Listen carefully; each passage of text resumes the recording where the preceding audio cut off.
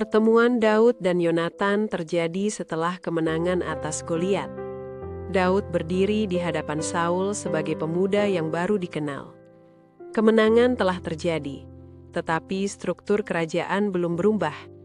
Saul masih raja, Yonatan masih putra mahkota, Daud masih pelayan. Di titik inilah narasi beralih dari perang ke relasi. Teks Alkitab menyatakan bahwa jiwa Yonatan berpadu dengan jiwa Daud. Inisiatif datang dari Yonatan, bukan Daud yang mendekat kepada putra raja. Putra rajalah yang mendekat kepada pelayan. Yonatan melihat sesuatu yang melampaui kemenangan militer. Ia melihat keberanian yang lahir dari iman.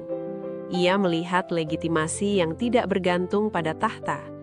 Ia mengasihi Daud seperti dirinya sendiri. Kasih itu segera diterjemahkan dalam tindakan simbolik. Yonatan membuat perjanjian dengan Daud. Perjanjian itu bersifat mengikat. Ia melepaskan jubahnya dan memberikannya kepada Daud. Ia memberikan pedangnya. Ia memberikan busurnya. Ia memberikan ikat pinggangnya. Dalam budaya kerajaan, tindakan ini tidak netral. Jubah melambangkan status. Pedang melambangkan kuasa militer. Busur melambangkan kesiapan perang. Ikat pinggang melambangkan kesiapan bertindak. Dengan menyerahkan semuanya, Yonatan mengakui arah yang sedang dibentuk sejarah. Ia tidak memprotes pemilihan Tuhan. Ia tidak menegaskan haknya sebagai pewaris sah. Ia justru mengikatkan dirinya kepada orang yang berpotensi menggantikannya. Saul tidak memahami pergeseran ini. Ia masih memanggil Daud dengan sebutan anak Isai. Sebutannya mereduksi identitas Daud menjadi asal-usul biasa. Ia tidak menyebutnya sebagai pahlawan. Ia tidak menyebutnya sebagai orang yang disertai Tuhan. Konflik ayah dan anak mulai terasa, meski belum meledak.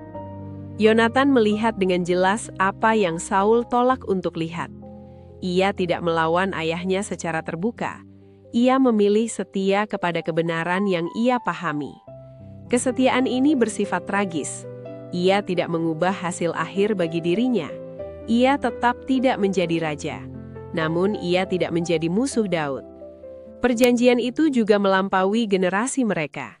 Ia akan mempengaruhi keputusan Daud terhadap keturunan Saul di masa depan.